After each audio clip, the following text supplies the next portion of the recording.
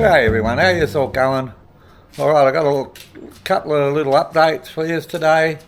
We'll talk about the power cabinet and talk about a project I'm kind of helping design for a chemist who's absolutely 100% sick of losing stock and power cuts. So we'll get into that a bit, and I believe a solution I found for him. Anyway, we'll get on with the video. Alright, here we go. Alright, so I was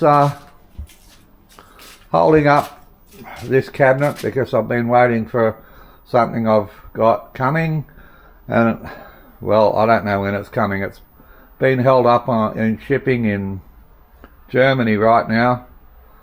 As you can imagine, with the strife and whatnot over there, shipping's a little bit delayed apparently. So I'm just going to move on with this other project.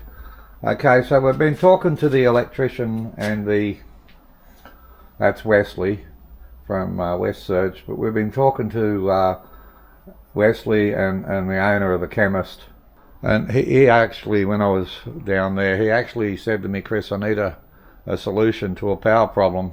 He's got a couple of different solutions. One of them's a generator, okay, for short power cuts, but they're always, you know, they take from 3 to 5 minutes. By the time the changeover switch changes over, sends the signal, the generator reaches the correct voltage and hertz and operating temperature, and then it switches over. He's already lost all the information on his computers, and you know, the computers are fairly important to him because being a chemist, he's often working on stuff from his computers. He might be making lotions and potions or whatever, and he loses all that information, and he's got to start from scratch when he gets power back. And we all know the power problems we're experiencing today are only going to get worse and worse and worse. Oh, and there's Budget. I took a video earlier of his friend that comes and hangs around. Yeah, I got you in some really bad light. I'm sorry, Budget. There you go. Yeah. There you go, mate. He's actually growing, and he comes less and less now, and he's actually got a big friend he flies around with. That's awesome. Alright, let's get back to the chemist, shall we?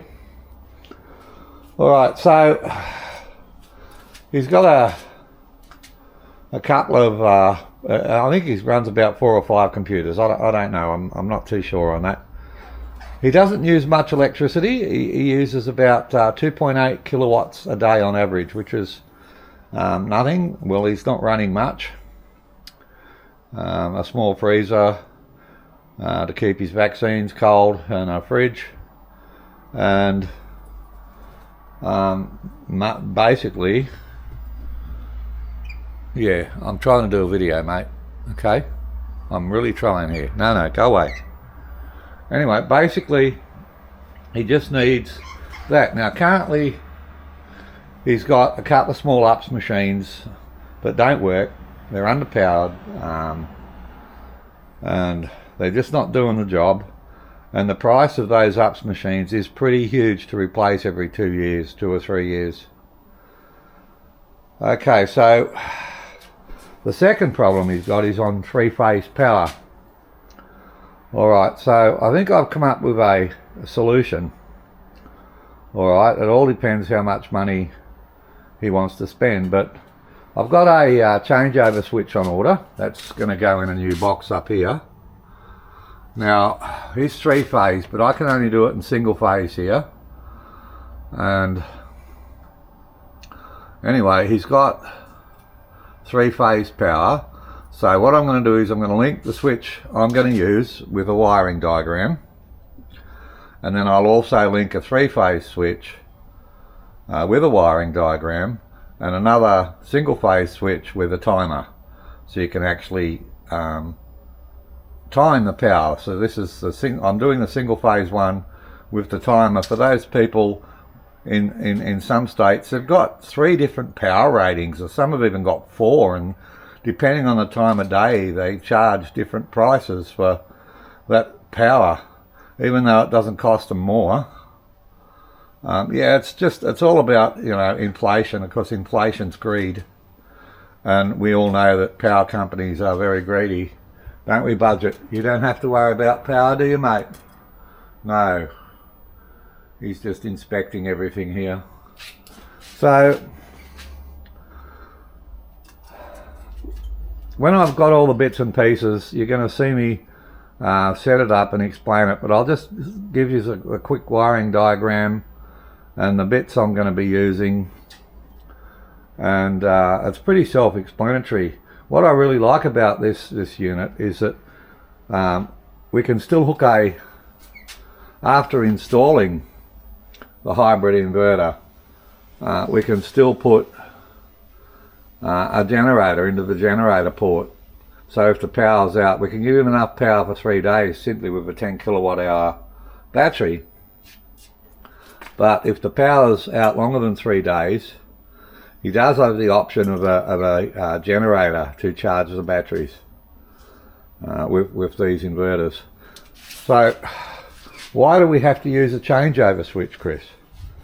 Well, a lot of power companies do not like hybrid inverters plugged into their power systems, because the hybrid inverter can, if you tick the wrong box, okay, or you're in there mucking around and you don't know what you're doing, can backfeed power to the grid, even though it's not a registered grid tie.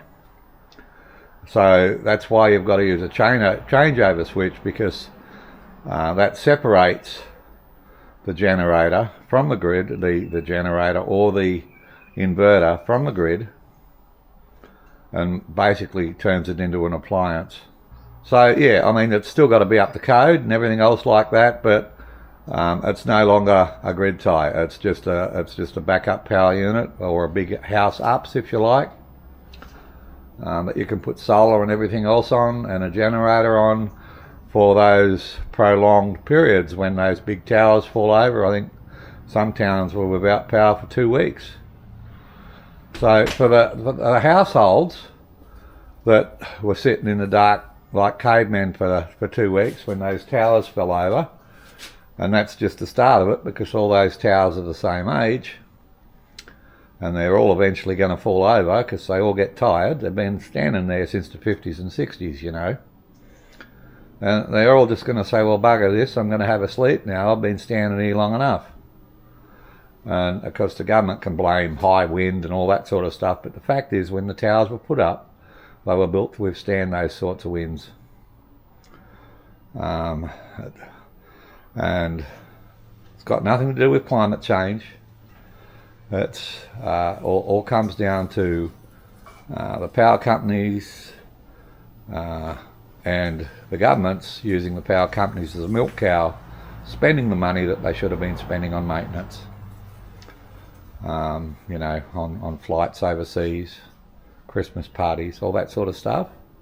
For all you people that were in the dark, which was, I don't know, a couple of 100,000 of yous, this is how you're going to do it. And for all the people at Mora and Murrowa and all those places up there where they've always got no power, again, due to the same thing, old power lines put up in the 50s and 60s, falling down, having problems. This is how you solve your problem. Yes, it's going to cost money, okay, but it all comes down to what's it worth to you, okay? When the power goes out, what do you lose out of your fridges, your freezers? Not to mention, you're all in the dark. You can't get service station fuel from service stations or shops because all their infrastructure no longer works. What's power worth? What do you think it's worth, Budget? He says, I don't have to worry about power, Chris. Leave me out of this, mate. I'm looking for spiders to eat. So anyway, I'm going to include the pictures and the wiring diagrams and how I intend to wire it. Okay everyone, that's it for the video. Thanks for dropping in and saying hello to everyone, Budget. Hey, thanks mate. Yeah, I'm sure they all appreciate it. We saw your friend, he was here earlier on. Alright, so that's it. Keep safe everyone. The upcoming videos should be very enjoyable, and I'm going to enjoy making them because I always enjoy working with solar because it's my hobby and I just love doing it. Can't get enough of it. Okay, keep safe everyone. Bye for now.